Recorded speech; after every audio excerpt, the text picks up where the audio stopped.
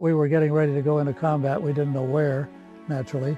At that stage of the game, everything was hush-hush. November 20th, 1943, the start of one of the bloodiest battles of World War II. Tarawa. I was sitting loading a camera with my back to the seawall and watching the boats coming in, and as soon as the ramp went down, a shell landed in the boat. 76 hours after it began, the fighting was over. Over 1,000 U.S. Marines and sailors dead, over 2,000 injured, in a victorious battle for a small but strategic island in the South Pacific. It was one of the first battles of World War II that the people really saw. And that was an eye-opener.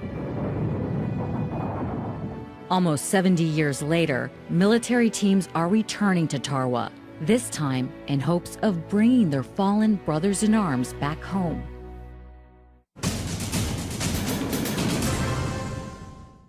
Cinch it down, just not over-tighten it, but cinch it down. This is pretty much a promise from the United States government to their active service members and the families of those service members that they'll do everything in their power to bring their lost loved ones home.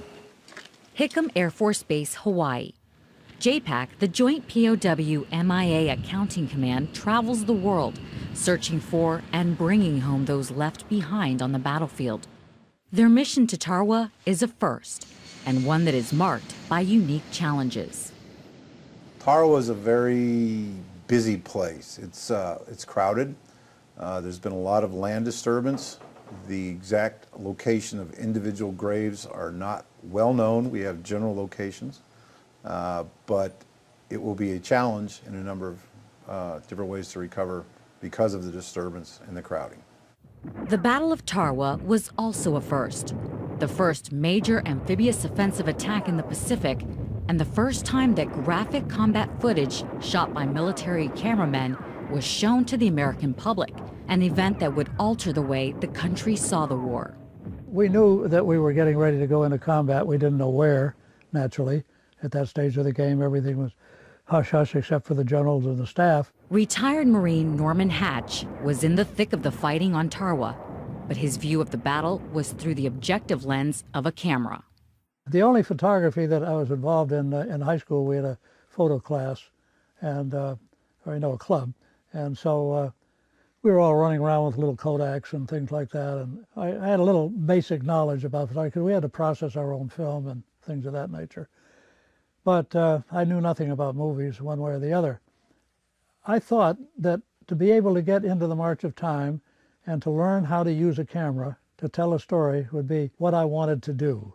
6 months after the bombing of Pearl Harbor, Norm Hatch was on his way to the Pacific, and in the fall of 1943, left for the Tarawa Atoll.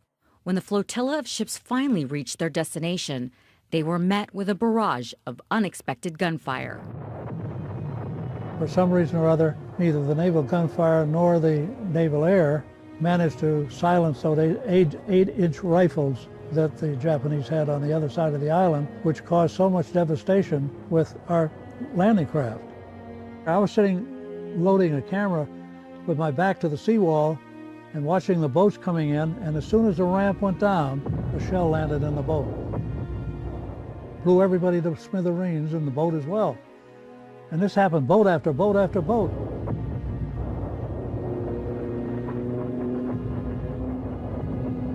And they finally stopped them. They called out to the command ship and said, "Don't send."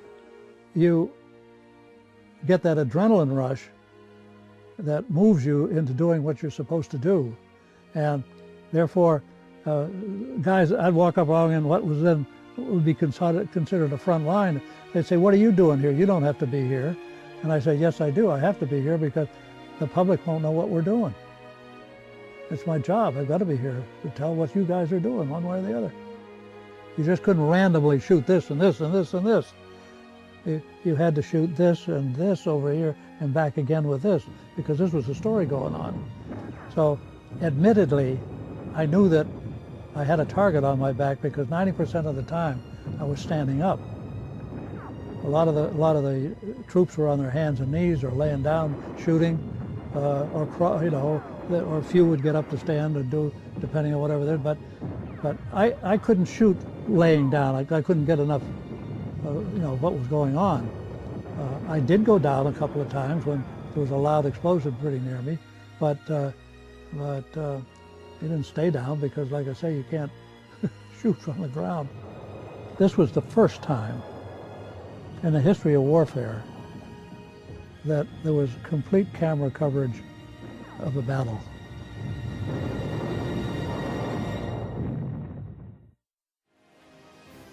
It took only 3 days for Tarawa to become a deadly chapter in U.S. military history. And once his films were shown, Norm Hatch and the footage he shot became well known. What was not well known was how long it would be before the military could return to the island on their mission to bring fallen Marines and sailors back home. Every time I get hot, every time I get tired, I find myself shaking it off and reminding myself that my father, who served quite a bit of time in Vietnam, if he wasn't with our family today, I'd want somebody out there digging for him.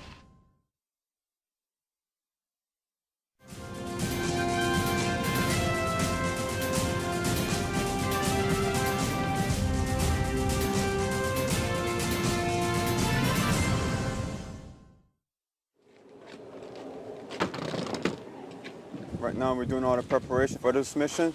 We're going to the islands of Tarawa, and our job right now is to search and look for the remains of the missing Marines out there, bring them back home safely. It's a very rewarding experience once to meet the families, people who held the faith for a very, very long time that their loved ones will be returned to them. So it's very, very satisfying. Tarawa is not Dr. Gregory Fox's first JPAC mission, but it could prove to be one of the most difficult. The entire island was bulldozed after the battle. The cemeteries were rearranged into more ceremonial than exact lost locations. Many of the cemeteries were already partially recovered by Army Graves Registration, so you have all the empty graves there that we have to sort through to find those few who perhaps were not recovered from their excavations in 1946. The island is heavily populated. The houses are very close together. The land surface itself has been disturbed in multiple different directions. The general locations are known. The specific locations of the individuals who have yet to be recovered are not known. So it's us to not only discover, but to recover those individuals as well. The challenges on Tarawa are complex. Many Marines never made it to shore alive. The topography of the island has changed dramatically over 70 years, and in some instances, public works and buildings have been built where burials may have taken place. Despite enormous hurdles, the JPAC team was clear as to the focus of its mission. So we have 6 sites here, all of them related to, with the exception of the one right here, the cemetery, a post-battle cemetery that may have additional Americans remaining in it. These were fairly rapid burials. They were trying to be consistent as possible, but it was a very difficult task. Truly blown up environment. Going to do initial discovery trench and then probably bring a backhoe in to strip a lot of the soil off, make it go a little bit faster. And once we get down close to the approximate level that we think is sterile soil or a burial feature, we'll go back to hand excavation, but that remains to be seen here. Well, once we've determined what's down there, can't just blindly start digging because the graves could be shallow, they could be deep. We're prepared to go all the way to the water table because Army Graves Registration recovered some of the graves in the water table. We have submersible pumps to take care of those types of issues. So we're prepared for anything. It's just we don't know what's here. Dr. Fox and the JPAC team move carefully from site to site. This work is painstakingly detailed and requires the complete dedication of those involved in the excavation. The experience of Dr. Fox to understand the importance of finds and the cooperation of the local government and residents to support the mission. Basically what I did, I tried to pull all the visible long bones out of this. I don't want to get a lot of weight in there. I don't want the transport to damage these any more than they've already been damaged. That's a large ammunition belt, about the size of a BAR belt, ammunition belt. So that could be a clue to lead us into a short list with this separate set of remains. I don't know how many people's in there or anything else like that, but that's something worth retaining as a clue, circumstantial evidence that will help us identify an individual.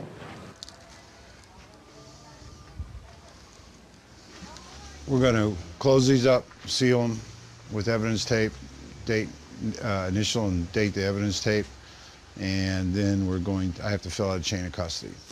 This is basically a tamper control system. This tape is very fragile. It's a very specific tape. If you tear it, you tear my initials through there, you can't reproduce it.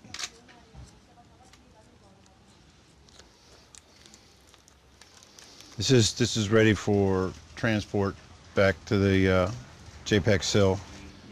There were two separate unilateral turnovers. The local officials do not have the same scientific forensic orientation that we do, so they accept them, they keep them. They don't work on not commingling. It's no fault of their own. It's a training issue. But as it is, we're happy that they gave it to us. We're ecstatic that they bother to do that. So we're going to do this. We have information that the Baggio police have additional remains, and so tomorrow we'll try to pick up the other remains. We'll try to go out to where they were. We'll try to get a GPS location there. As I understand from speaking to Captain Nordman, it's very close to one of the sites we have scheduled. So it may actually be within one of the sites we have scheduled. That remains to be seen. It's brutally hot on Tarawa, and the days are long. With several sites yet to excavate and explore, Dr. Fox and his team have their work laid out for them. But it's a job that this team takes on with the heart of the mission in mind. You know, I love my job just because, I mean, I chose this job. A lot of mortuary affairs, you know, got stuck in that position because, you know, either they're colorblind or they didn't rate high enough on their ASVAB test to do anything else. But there's actually a few of us out there that actually truly wanted to do this, and I was one of those people. You know, I enjoy the fact of bringing closure to the families. And JPAC is great at that because that's our mission, is searching for our fallen that are still out there in the other countries and then bringing them back. 6 inches. Stop. And we're building this screening station so that we can screen the dirt that comes out of the excavation site. So it'll go through this quarter mesh over here, and any remains will stay in the screens. So we want a fairly sturdy platform to get this all set up, and that's what we're doing right now. You might get numb to the digging, to the process, but as soon as you get to that point where, oh wow, we have remains, different emotions come over, and obviously you're going to treat that circumstance with a lot of respect. It does take patience, you know. From a scientific standpoint, science is by necessity long-term, tedious, and boring.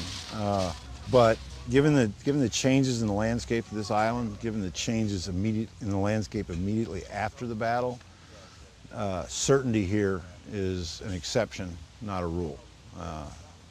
Not to be flippant, but they're missing for a reason, because they're missing.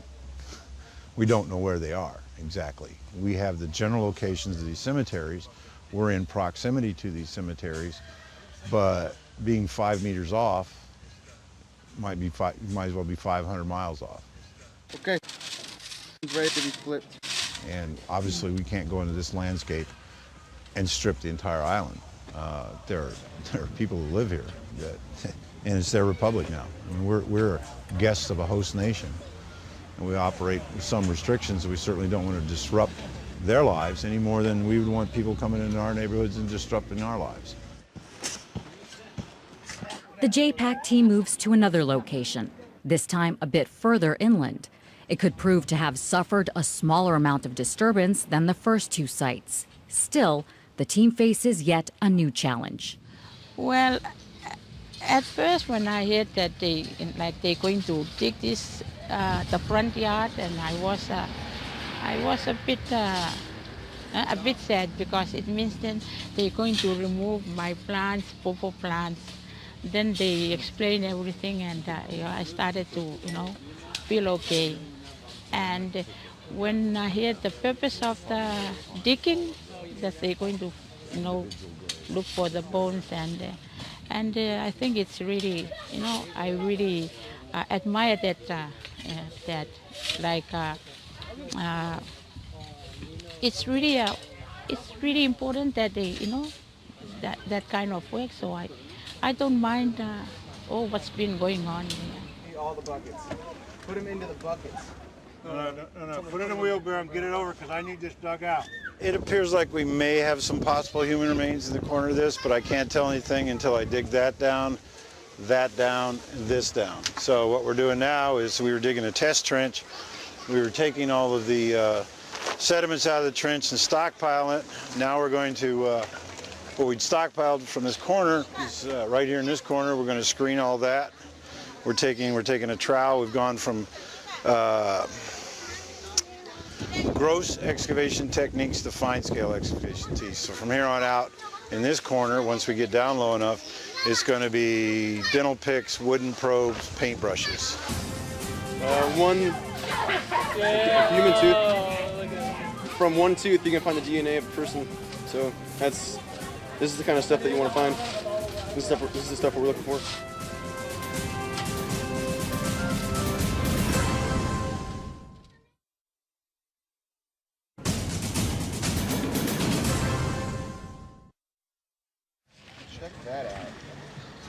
The team from JPAC left Hickam Air Force Base in Hawaii, hoping to bring some of the fallen from the Battle of Tarawa back home. It's a long and tedious process, but on this new site, a glimmer of hope.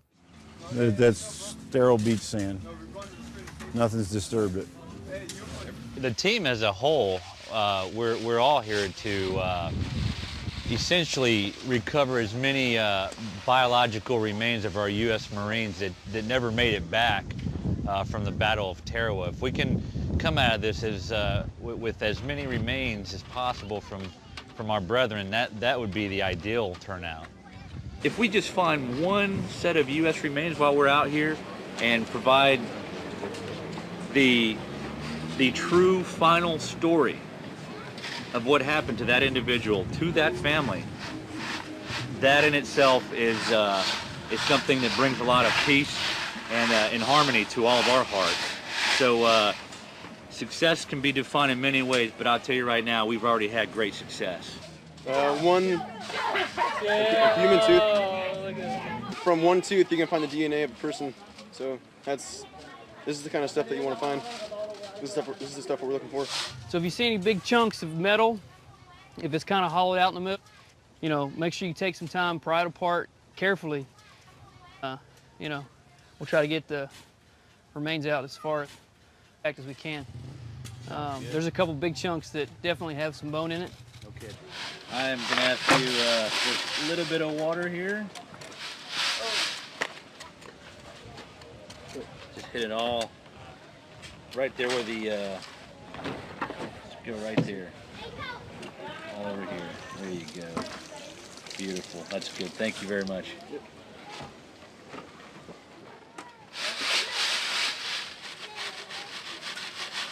And that's about the degree to which I will work this.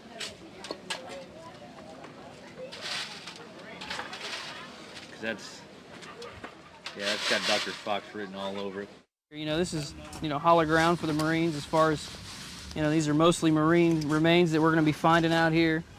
But, for me, from the standpoint of being a mortuary affairs specialist, getting these guys home is the best thing in the world. Your adrenaline's kind of going, you kind of got to take a deep breath and calm down so you can do some tedious stuff like this and make sure you're not damaging the remains or, not stepping out of line and dishonoring the remains and whatnot.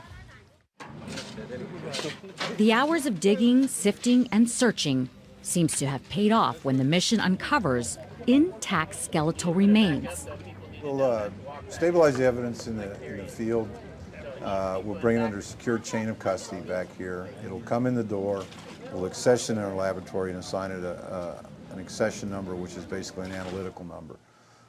We'll do a preliminary analysis of the skeletal remains. We'll make a preliminary assessment of its DNA potential, and the dentist will do a preliminary analysis of the dentition. Then it will go to one of our laboratory managers who will assign the case to an analyst who knows nothing about the case. They do all the skeletal analysis, the biological profile in the blind, so they don't bias their results.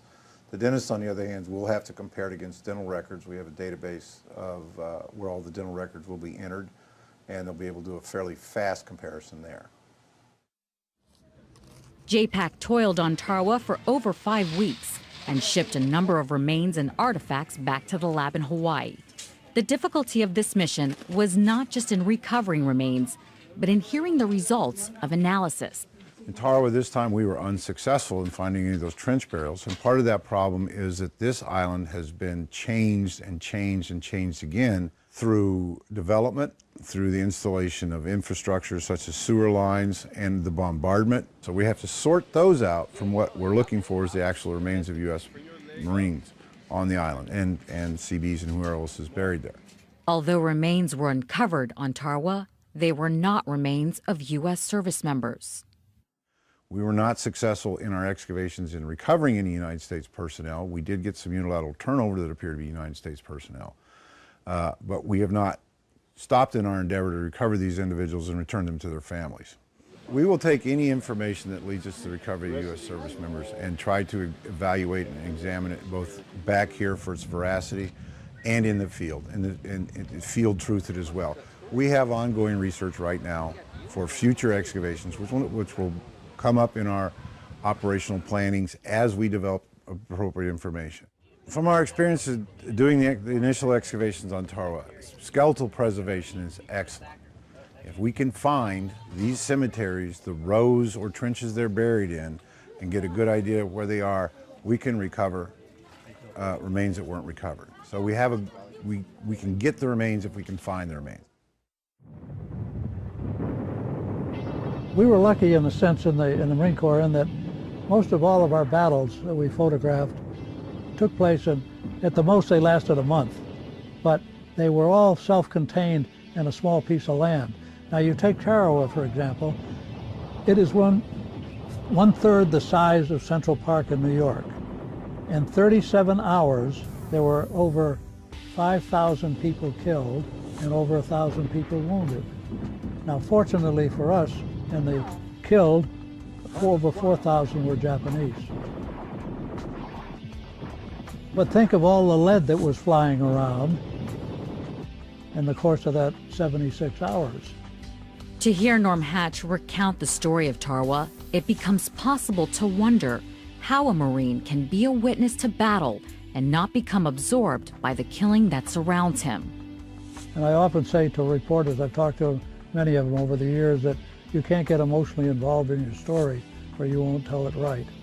And so I felt along the same way with the camera, that I'm there to state what's happening, because if I don't do that, the people at home won't get a true story of what it is. And I don't know whether that stems from the fact that I was not intimately involved with any of the people that were hurt or killed that I shot pictures of. I didn't know them, didn't know their brother, didn't know their mother and father, or anybody that, like that. So it was good that I didn't, because if I didn't, I might have stopped shooting. But Norm Hatch kept shooting, and his images helped to change the way Americans viewed the war. 70 years later, his memories are vivid, and the reality of the JPAC mission on Tarawa clear. Well, I wouldn't like having his job of going over dead bodies. Well, I didn't know any were being left behind at that time. There was a burial ceremony. There was a cemetery set up, and we thought that was correct and right to do. We didn't know anything at those days. We weren't adept at knowing anything about Pearl Harbor and of course the tremendous burial situation that was going to come up there. It didn't happen at that time, you see. So that was before worrying about whether they were coming home or not. You thought that they would eventually, that somebody would come out to the island once the war was over and dig all those people up and carry them back.